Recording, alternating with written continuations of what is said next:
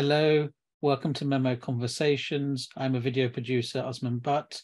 My guest today is Kevin Jones. Kevin is an associate professor and director of undergraduate studies in the history department at the University of Georgia. He earned his PhD in history from the University of Michigan in 2013 and served as Post-Doctoral Research Fellow at George Washington University's Institute for Middle East Studies in 2013 to 2014, before accepting his current position at the University of Georgia. He has published 2 articles about Iraqi cultural history and Middle Eastern labor history in Social History. His first book, The Dangers of Poetry, Culture, Politics, and Modernity in Iraq, was published by Stanford University Press in September 2020. The book demonstrates the unique contribution of nationalist and communist poets to the cultural politics of anti-colonial and national liberation in 20th century Iraq. Kevin, welcome to Memo Conversations. Thank you so much for having me. It's a pleasure to be here. And it's our pleasure to have you. I suppose the first question is kind of obvious. You decided to obviously go and study poetry, and specifically you were drawn to radical Iraqi poetry, as your book shows. So could I ask, what drew you to all of this? Yes, it was, I was drawn to poetry, I would say, in a fairly roundabout fashion. I was initially drawn to Iraq and to Iraqi history without necessarily having any interest in poetry. I was drawn to Iraq in part because the U.S. invasion began when I was an undergraduate, and I was involved in some anti-war activism. And then when I started my PhD, I knew I wanted to work on Iraq. This was obviously more than a decade and a half ago. And I ran into the dilemma of how someone in the US can write about the history of Iraq in the mid to late 2000s, with the obstacles that we would face at that time with respect to sources, right? Because the security situation was not conducive to conducting research. The archives in Iraq were looted during the U.S. occupation, so it's unclear that there would have been sources there anyway. And so the question is, like, how can you do the history of Iraq without just relying on the British archives or the U.S. archives? How can you take Iraqi voices into consideration? And so, I spent some time trying to think that through. How could I do this? And I started reading a lot of Iraqi memoirs to sort of get a sense of whether I would find perspectives there that were significantly different than what you'd find in the British archives.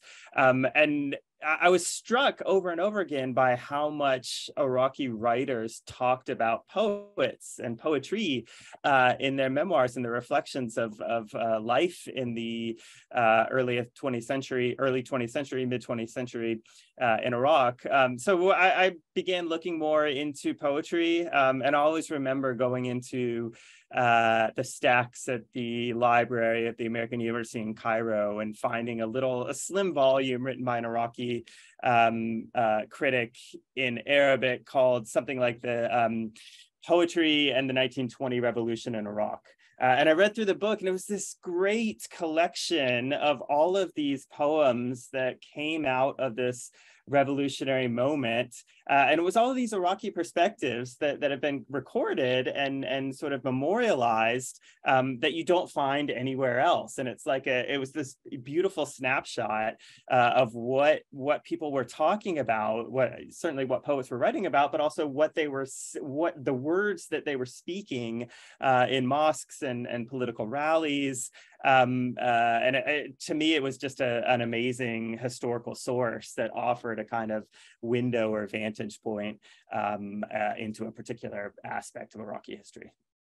Yeah, it's quite interesting because obviously, poetry is quite big in the Middle East generally. I mean, even today, right, you've got, when you think about popular, shows on television, in the West, we obviously have musical shows, people doing singing contests, and you have that in the Arab world. But you also have popular poetry shows, and Iraq in particular has a very long tradition of poetry. So perhaps you could tell us a little bit about what is the Iraqi tradition of poetry and its social significance. Yes, right.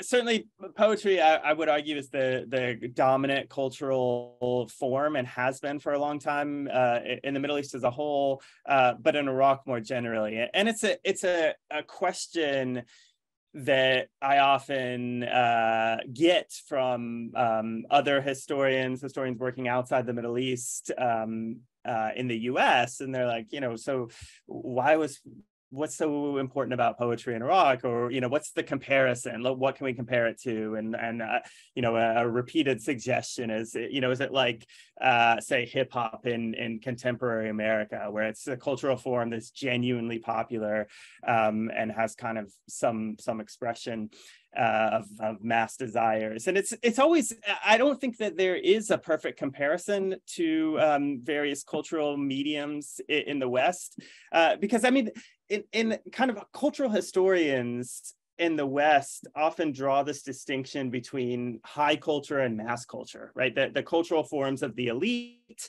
whether that's classical music, novels, opera, et cetera, and then mass culture, which would be, popular songs, television in some cases, things that really speak to broad kind of social classes.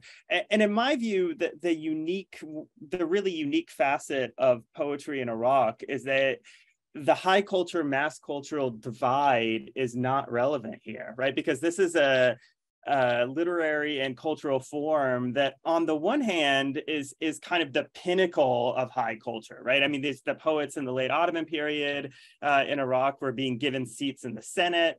Even later in the Hashemite monarchy, some of the prominent poets are given seats in parliament, right? So it's a kind of the recognition of a great poet is like, you're recognized as kind of man of the state, right? You have a very high position in society.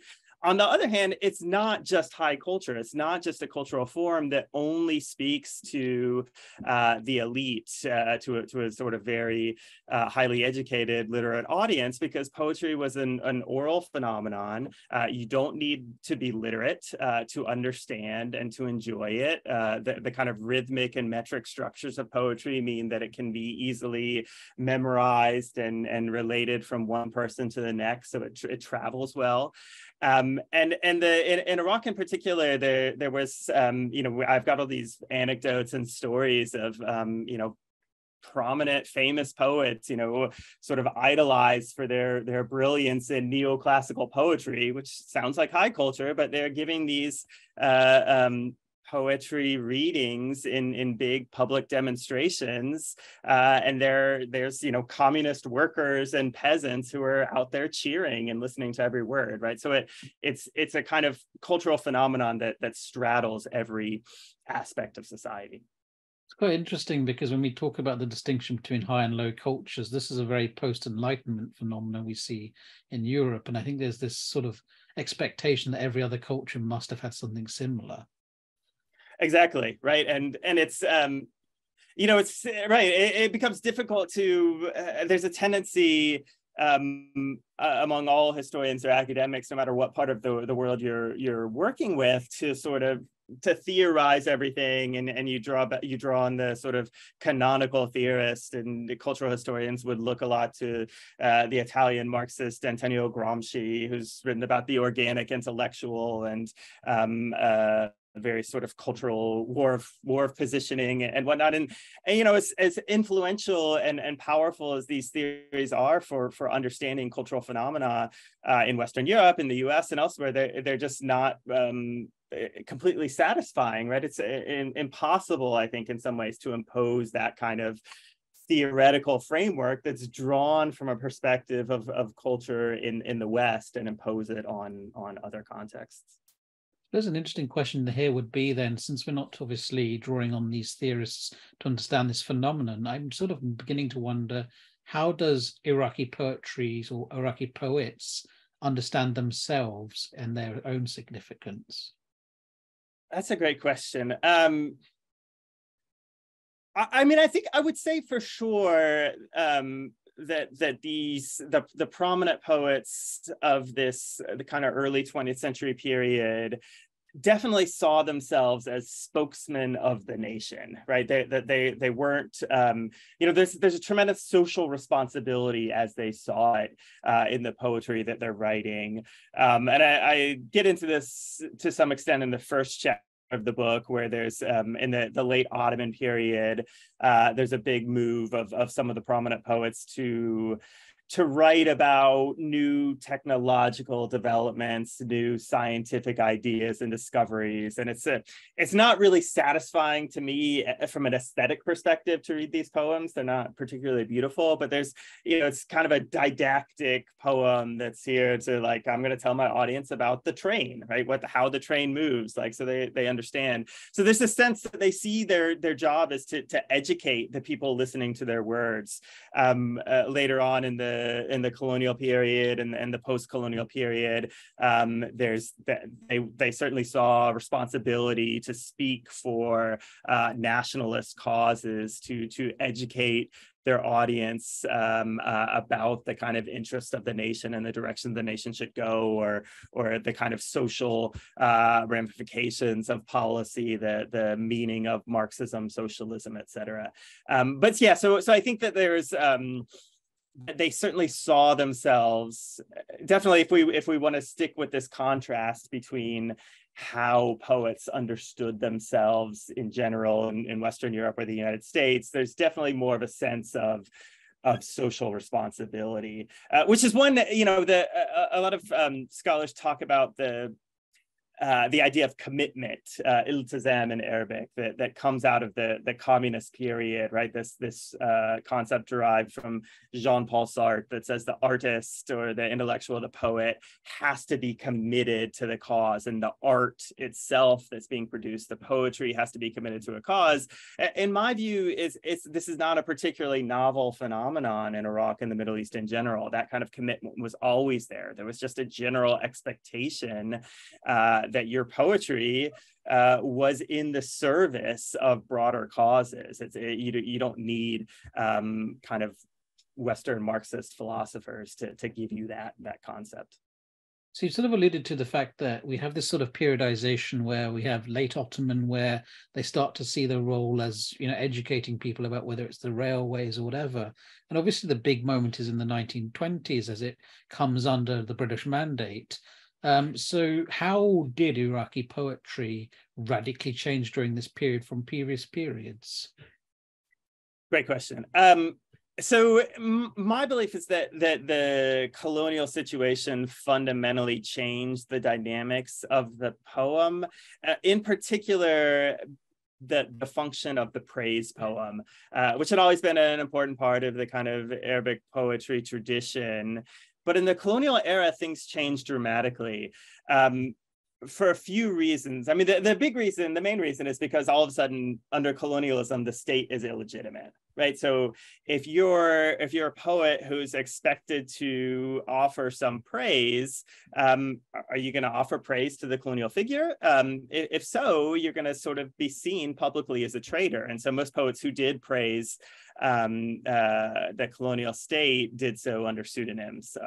They did so anonymously, so they wouldn't suffer backlash. But then you start to see, in my view, one of the biggest changes comes under King Faisal with his coronation, because King Faisal really cared about poetry, right? He saw poetry as absolutely essential, and as a newcomer in the Iraqi scene, he really felt that he needed the support of Iraqi poets to give him political legitimacy. So he constantly cultivated the support through patronage, through political connections, et cetera, of these poets who would be invited to come and read some lines, often in praise of him at various events. But what happens, the phrase I use in the book is that poetry became a sort of double-edged sword, where an Iraqi poet would come and recite a poem of praising Faisal, but he would do it in a kind of dangerous fashion, where on the one hand, you praise Faisal and his family for leading the Arab revolt against the Ottomans, for liberating the Arabs from Turkish despotism, for contributing to the Arab Renaissance, etc. Which is all well and good, right? Faisal would have been nodding along to this, but then it starts to get dangerous when the poets would then begin to offer praise for what's to come in the future, right? And they would say things like, and we know that Faisal will continue to lead this glorious cause and to liberate Syria and to fight for the liberation of Palestine and to finish freeing Iraq from the British yoke. And this is where Faisal's in a dilemma, because Faisal, on the one hand, he knows that he's been installed on the throne by Britain. On the other hand, he's frustrated by his British advisors and is trying to walk a delicate tightrope here in terms of having political legitimacy in Iraq and the broader Arab world and in not alienating his British advisors. And the poets are using these public occasions to try and push Faisal in their own direction, in their nationalist direction. Which becomes a dangerous game, but it also sets the stage for a kind of public performance of poetry that has this kind of purpose of either gently pushing a particular figure or outright embarrassing him, right? And so poets begin to realize their power, the power of creating a public spectacle that people are then going to talk about. Did you hear what he said in front of Faisal? Did you hear how his face turned red? And that helps the words of the poem to be kind of remembered and memorialized because they're connected to specific events. It's not a kind of abstract poem about power, love, or death, right? It's very much connected to a particular moment in time in history. I'm wondering if you could give us a particular example of a poet and a poem from this period that sort of illustrates all of this. Yes, the one that came to mind that I was just thinking of was at Faisal's coronation ceremony, where Rashid al-Hashimi was invited to give a poetic address, and he did so. He gives this talk, first praising Faisal, and then offering this kind of pointed warning almost that we Iraqis have welcomed you because we know what you're going to do, which is to finish the job of liberation.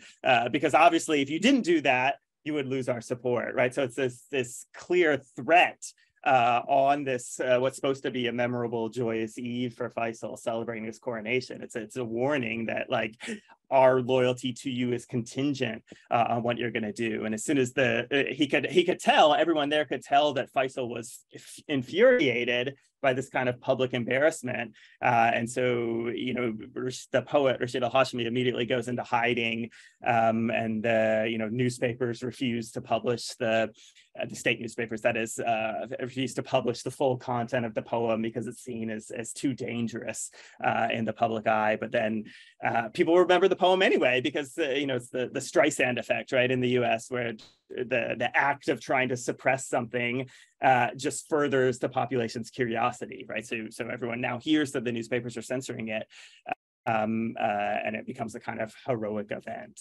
But I can think of a half dozen of these kind of events or occasions in the 1920s, most of them involving Faisal. There's another famous event where Amin al-Rouhani, who was a Lebanese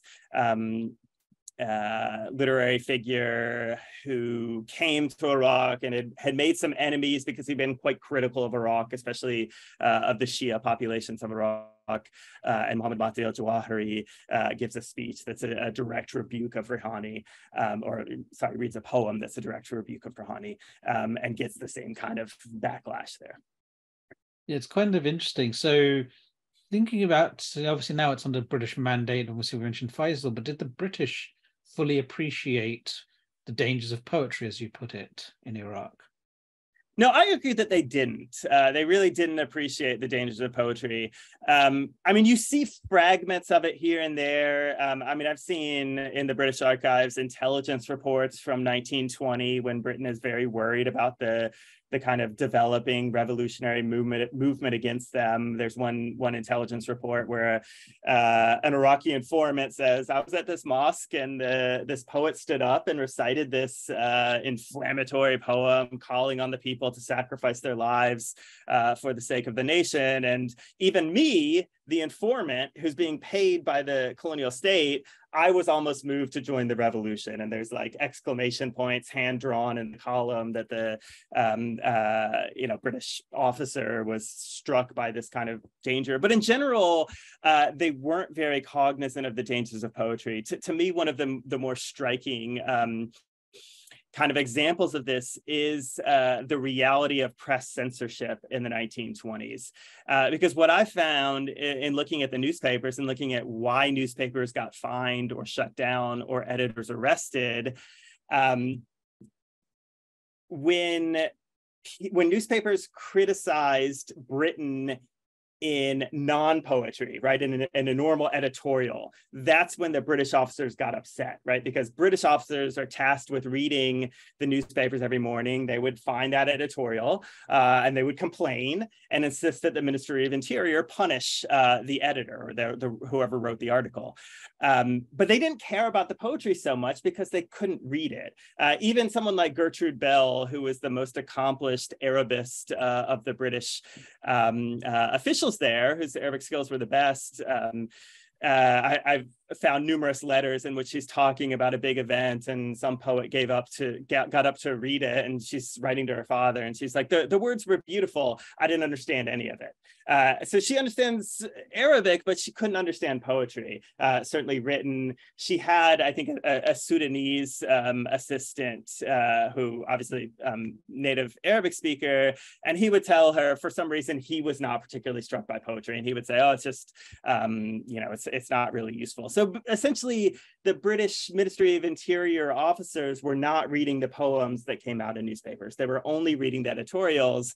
I think when they did read the poems, they're just kind of scanning the title and looking for keywords. Do they say something about England here?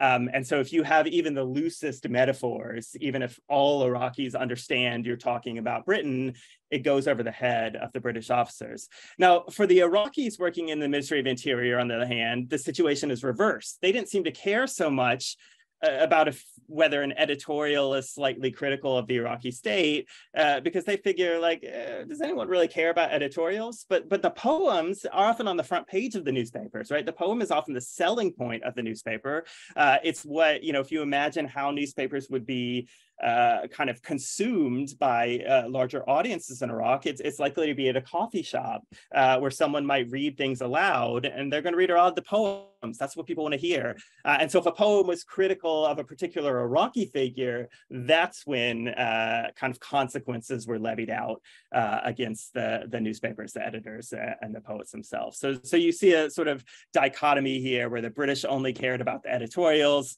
the Iraqis cared mostly about the poems. It's interesting because there's a kind of Eurocentrism into how the British suppressed, isn't there? Yes, for sure. Right. And I think actually one of the more interesting aspects was the Gertrude Bell thing you highlighted, because I think, like all of us, we've just been told, she was a great Arabist. She spoke Arabic. She was, as near native as you can be. And to hear that she didn't understand the poetry does make you wonder about who was actually assessing her. Right. Absolutely. Yes. But the British do something. I mean, because obviously they do arrange cultural visits from their other colony, India. Yes. And you actually, and I thought this was very surprising, I didn't hear about this episode until I read your book, which is Tagore, who's obviously a very famous Bengal language poet, considered a polymath, a big figure, a cultural and intellectual icon in that part of India. What's he doing in Baghdad? What's happening here? Well, so Tagore's visit to Baghdad, I believe, comes in December of 1932. So it was just after independence. Obviously, Britain still has a strong presence in Iraq because the kind of pivot from the mandate to independence is very much stage managed, and the British advisors are still there. There's a treaty put in place.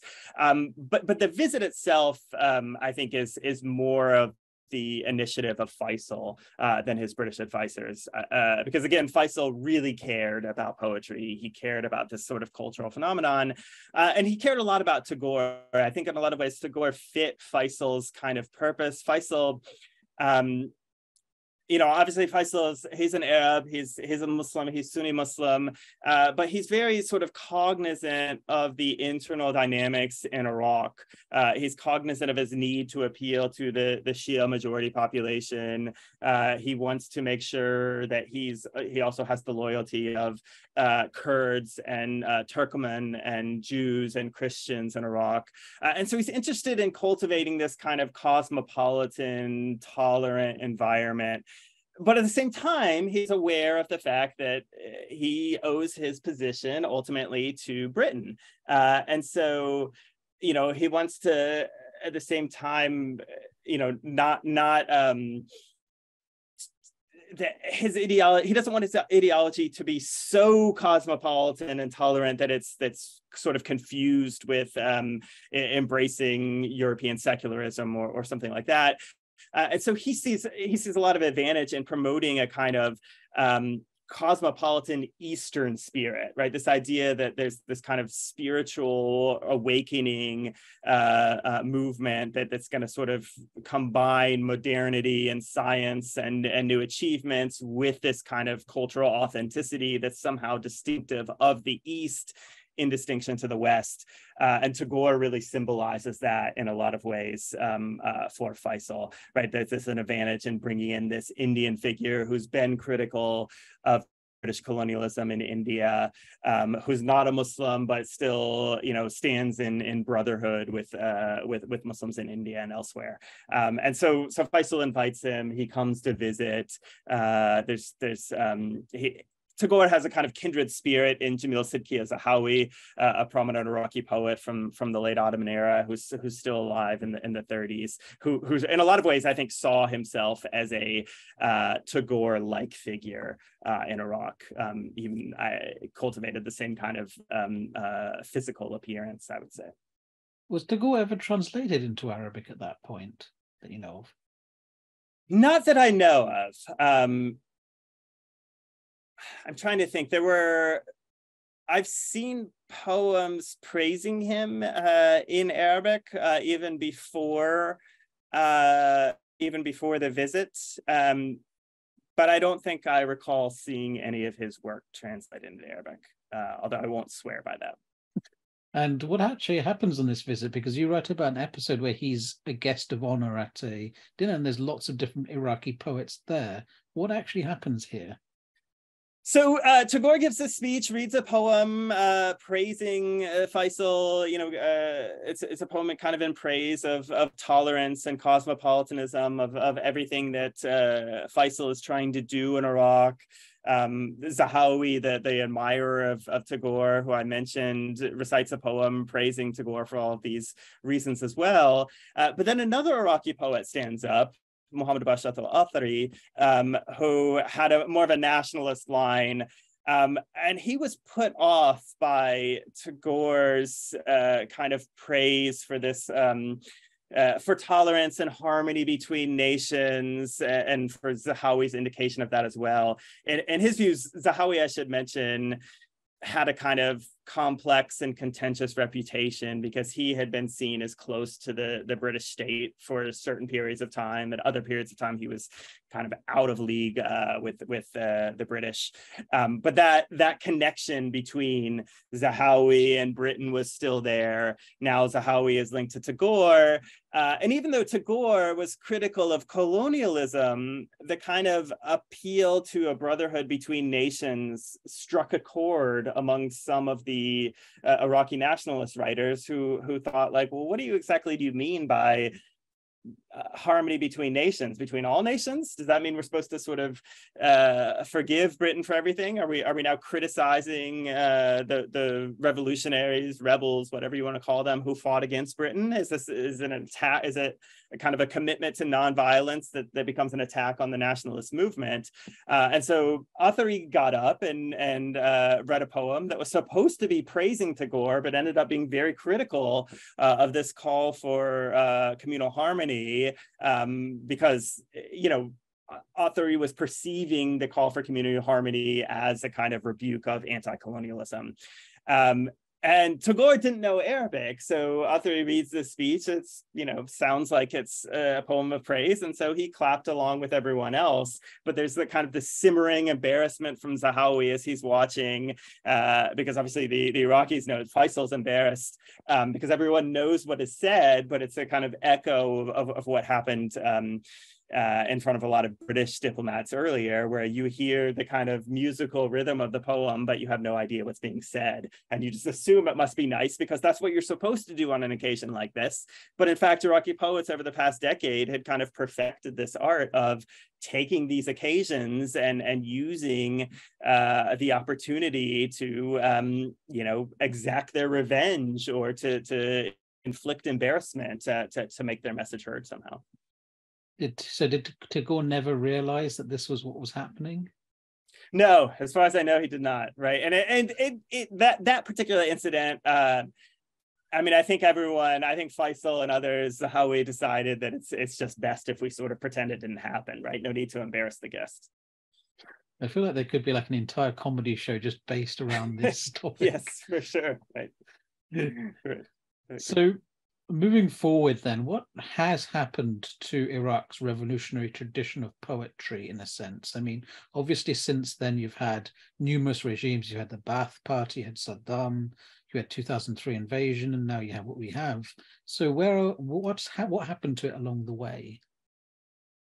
So my argument is that, certainly there's still a vibrant tradition of Iraqi poetry. There's still kind of radical revolutionary messages being articulated by poets. But my argument is that the kind of radical rebel poetry, revolutionary poetry that I'm talking about in the book really is limited to a particular moment in time.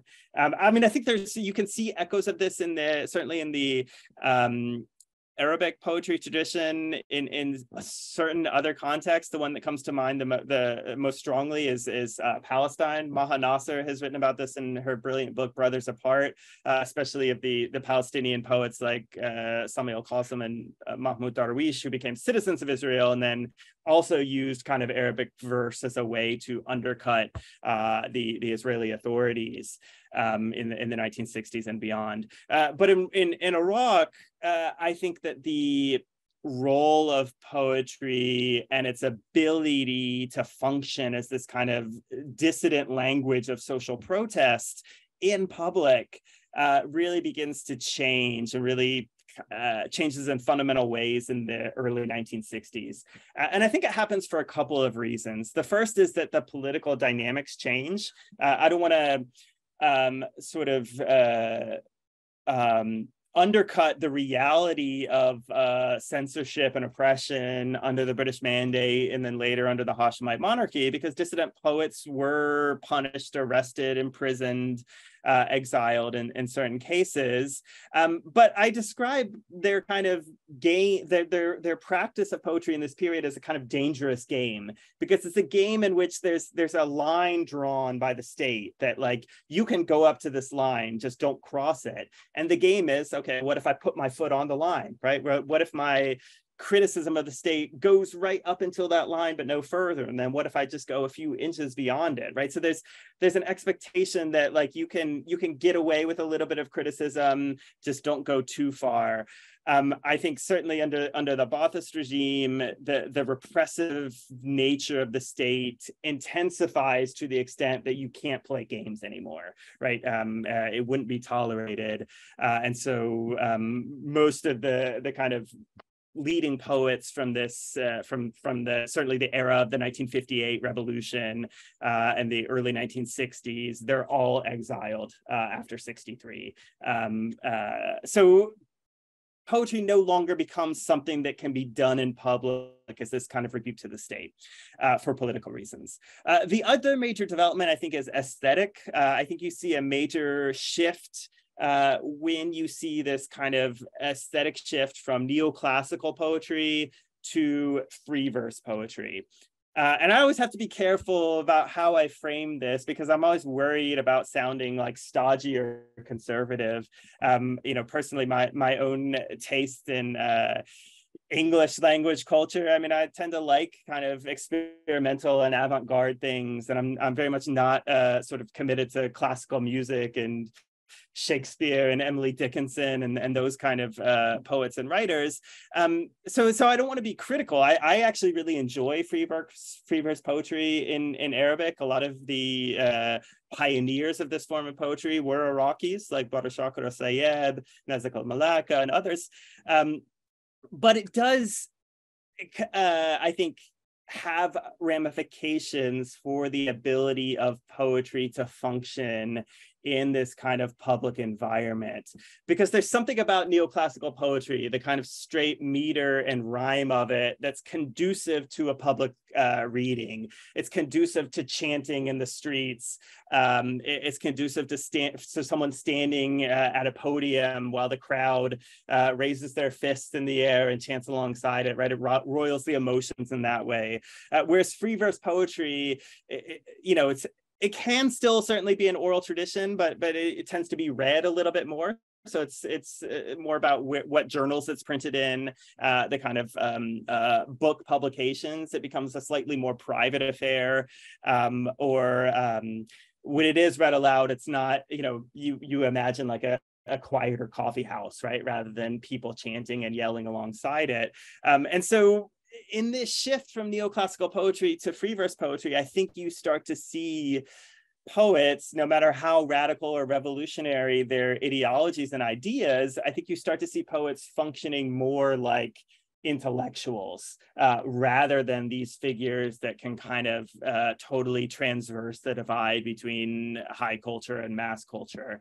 It becomes more, I mean, there's still in the free verse era, poetry is far more important in Iraq and has far more resonance among broad social classes than poetry does in the US, for example.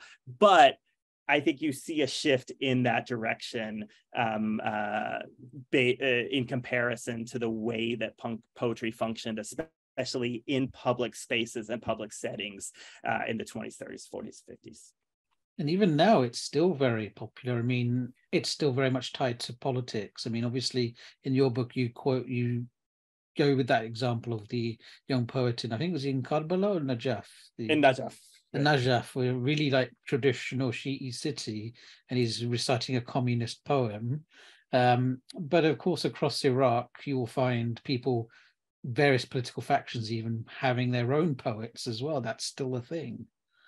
Yes, right, for sure. And there were, there were certainly still, poetry continued to play a really important role even in the Ba'athist era and the era of Saddam Hussein. But it was no longer used in a dissident manner, right? I personally, I don't have interest in writing about that era of Iraqi poetry, partly because I find the kind of Ba'athist poetry a little bit stilted. It's a little bit boring. It's really not very pretty. But also the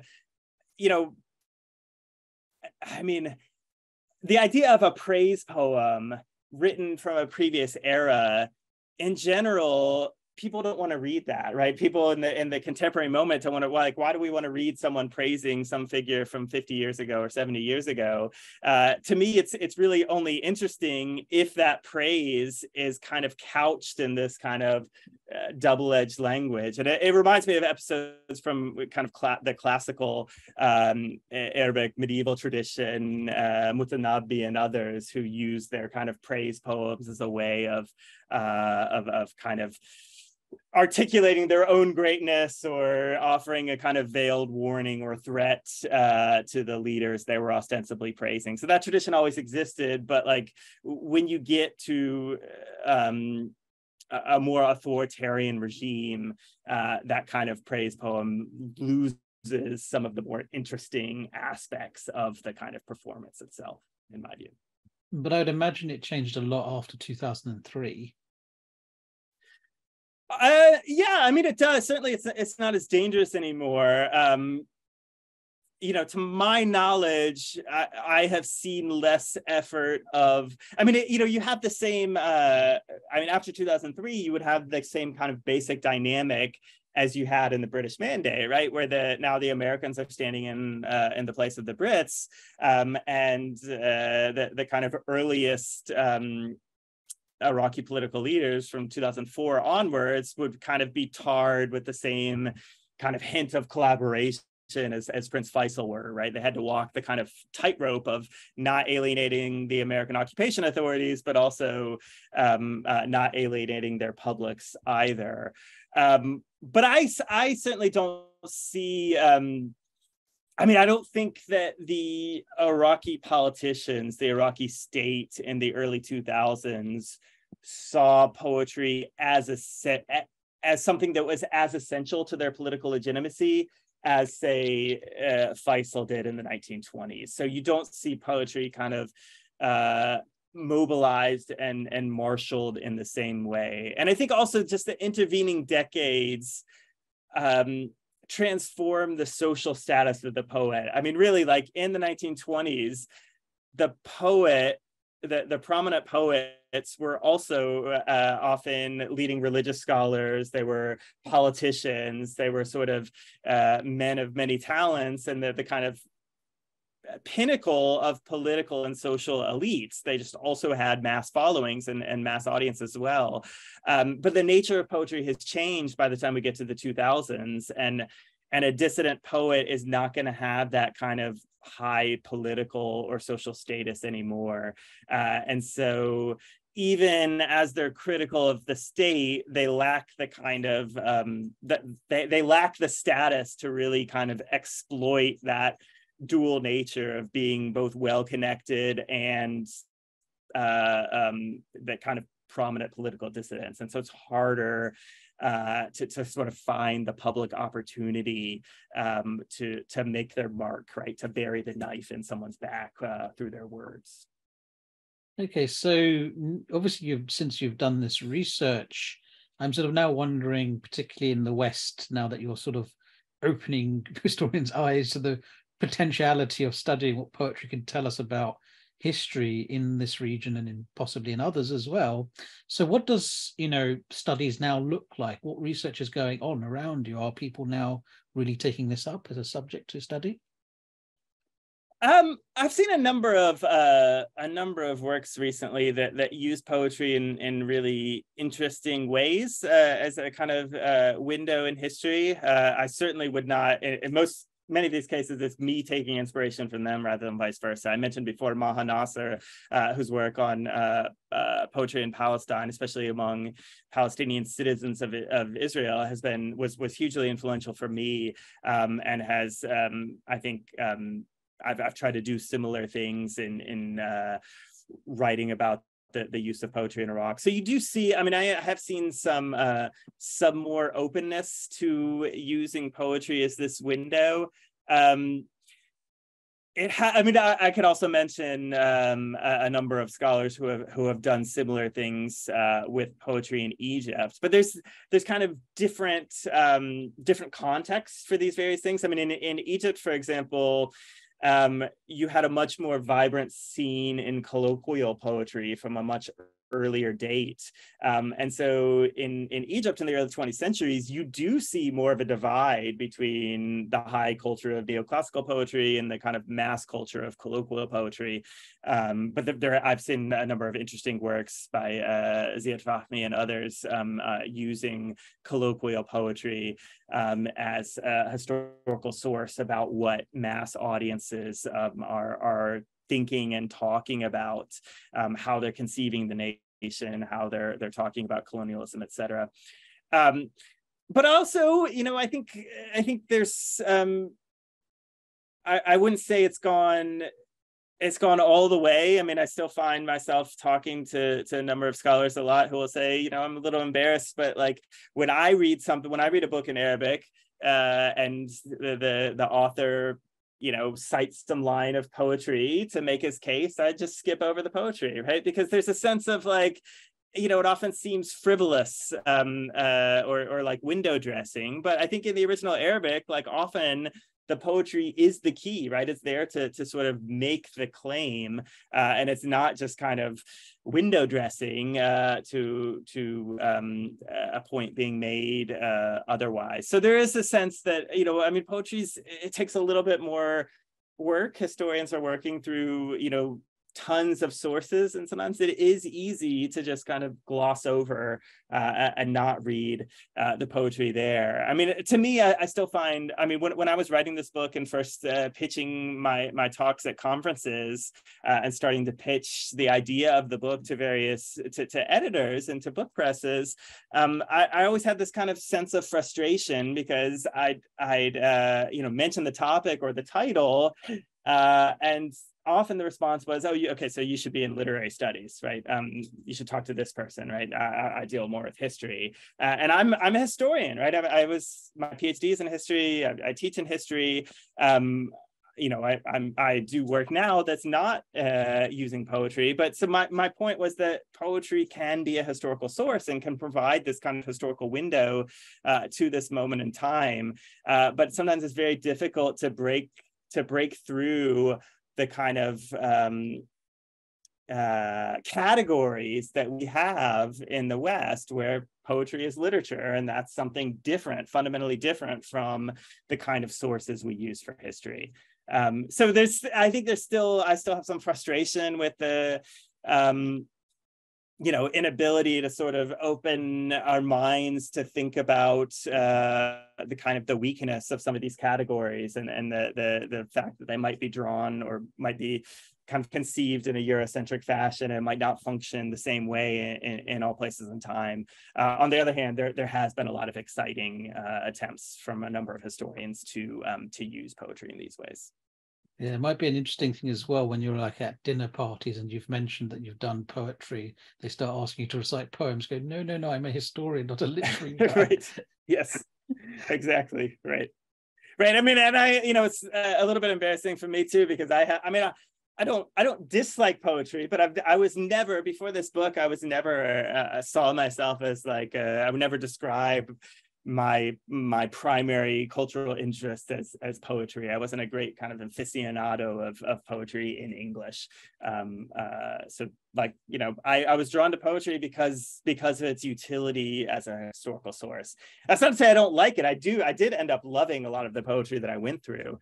But it's not, you know, I'm not coming at it from an aesthetic angle where my main concern is the beauty of the line or the verses.